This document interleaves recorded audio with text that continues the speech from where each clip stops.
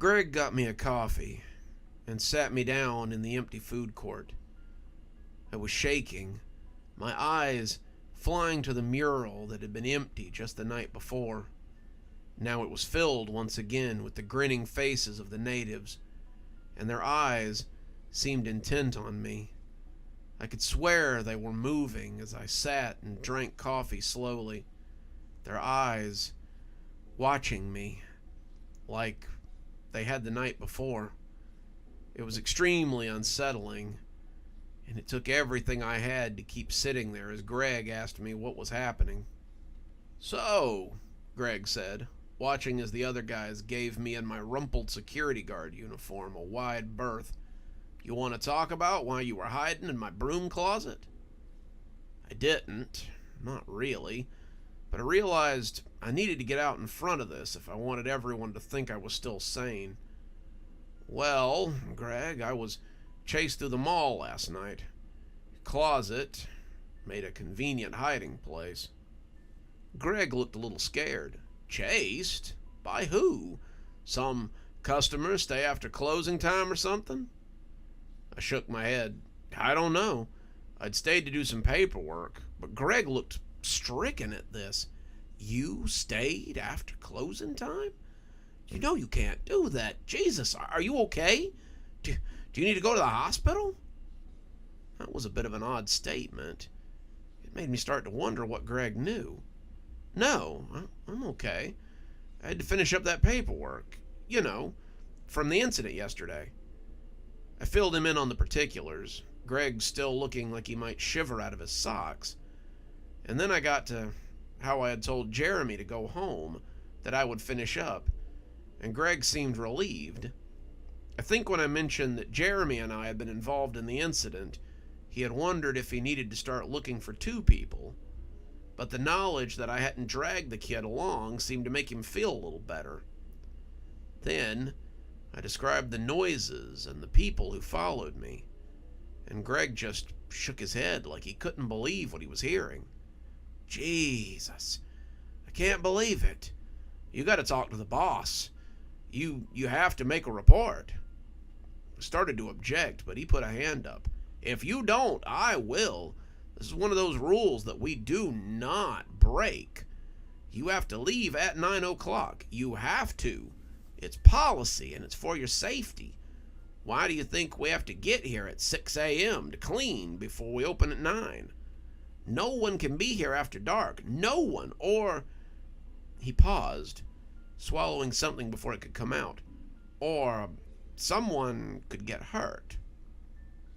I'd started to ask him if he knew anything about the mural and the natives that came from it, but someone called my name then, and I turned around to see Mr. Martin, the general manager, coming in with a fresh cup of Dunkin' coffee and a cruller. He asked what I was still doing here, and when Greg said he had found me in a janitor's closet, I was immediately spirited up to the boss's office. He called my boss, the head of security, and told him where he had found me, and asked him to come in immediately so we could sort this out.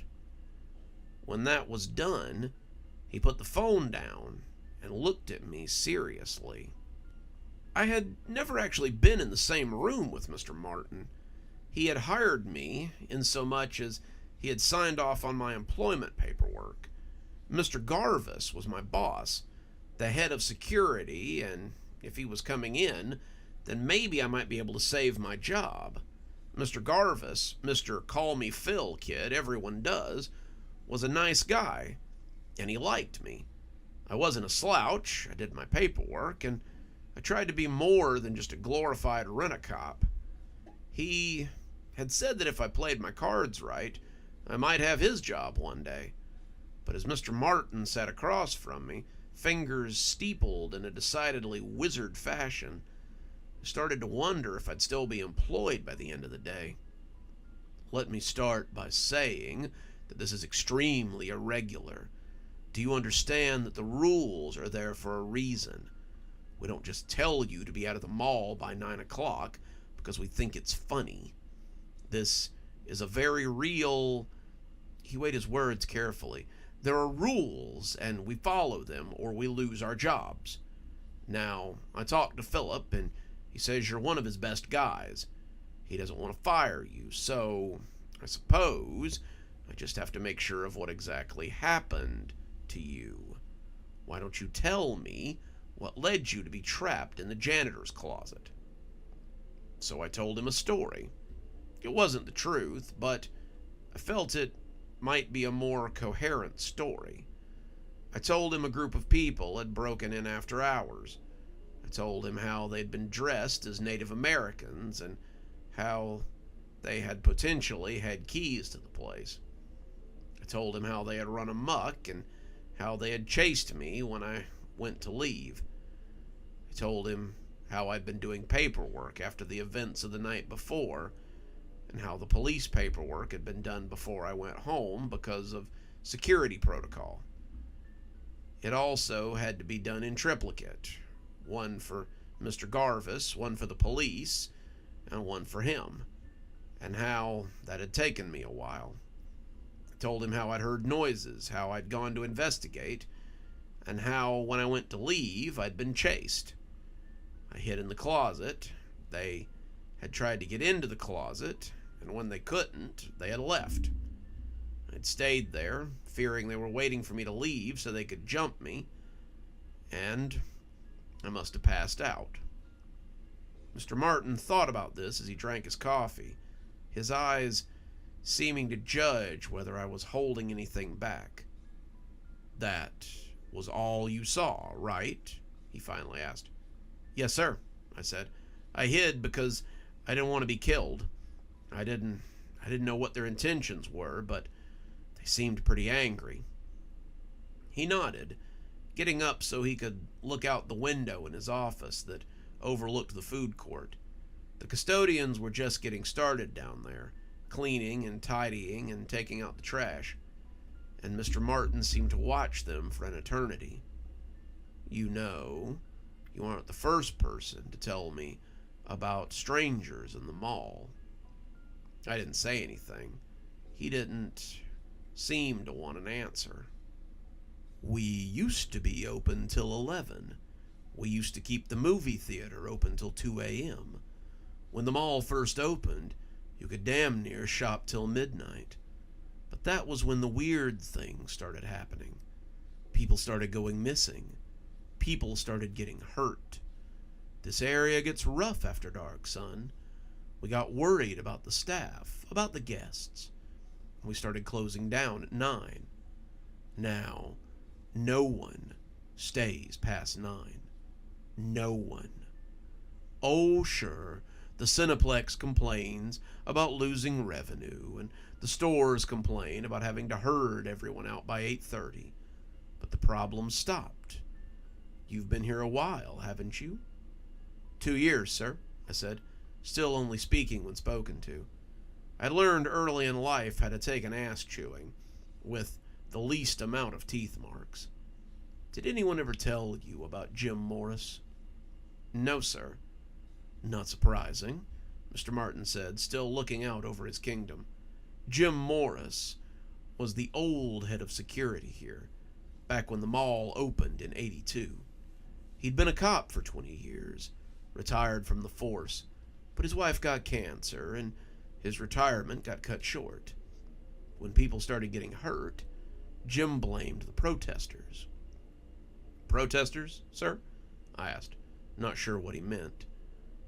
The groups of Native American activists never usually make it off Main Street these days, and it was rare to see them at the mall unless it was to buy clothes or glower at the mural.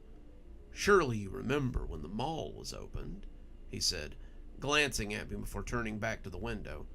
"Or maybe you don't.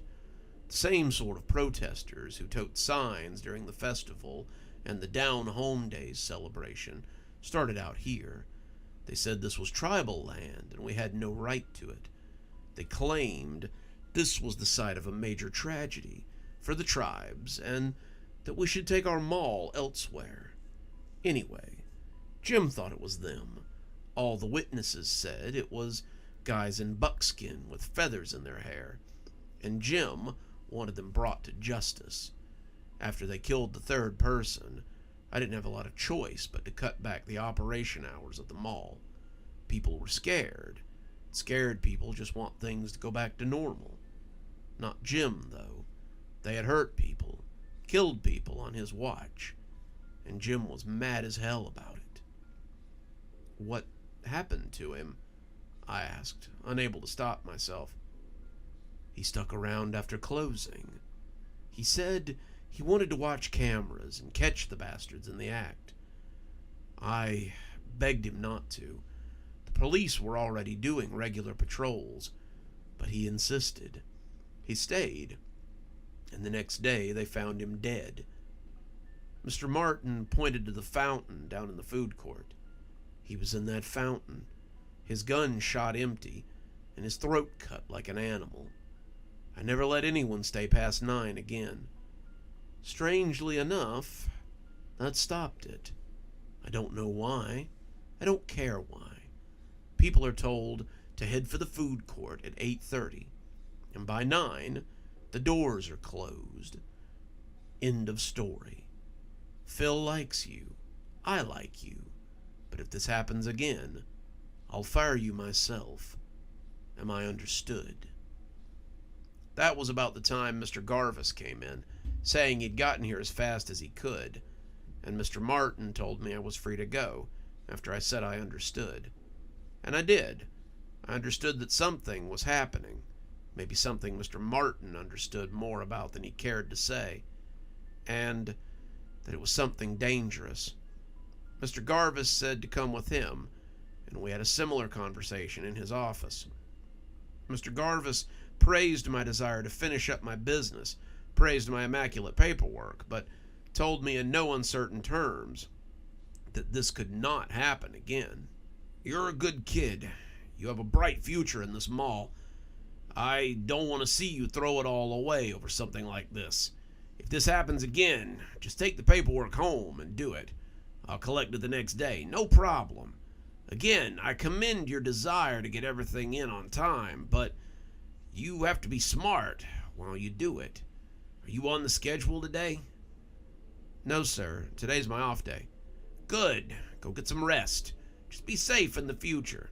Neither Mr. Martin nor I think you need a write-up for this, so don't worry about any of that. Get some rest, and thank you for trying to keep the mall safe.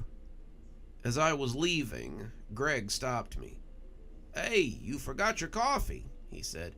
I put a little something in there for you, but maybe wait till you get to your car to take a sip. Be safe, kid. The cup was suspiciously light, and when I got in my car and took the lid off, I found a note inside. Come to Mel's tonight at 7. I want to know what you saw and talk a little more about it. Good evening, everyone. It's me, Dr. Plague. Thank you so much for joining us for tonight's show.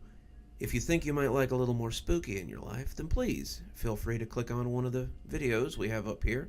Maybe look at one of the playlists if you're trying to get caught up. I know, there's so many videos on the channel. There's so many series that are going at the same time. Sometimes you just need a little refresher course, and I gotta say, I always enjoy the views. If you're not subscribed, feel free to hit that subscribe button. Maybe hit the bell so you don't miss anything. We upload a lot on this channel, so you won't want to miss a single story as they come out. If you'd like to support the channel, you can click on the Amazon link down there. There's quite a few books in my Amazon account. You can have a look, and if you'd like a signed copy, get up with me through email, and I'll be happy to work something out with you. Also, there's links to my Patreon, and you can become a member on the channel if you'd like your spooky a little bit early. Patrons and members on the $5 tier get their videos 12 hours early. That's in the morning as opposed to in the evening. Patrons at the $10 level also get a signed copy of my book anytime I write one. Speaking of my patrons, you should see them appearing right now. Just wanted to take a minute to say how much I appreciate all of you. Patrons, subscribers, however you give to the channel. I really appreciate everything you do, and it truly touches me that you have chosen to support the channel in this way. Well, that's enough for now. Till next time, Dr. Plague, signing off. Have a wonderful evening.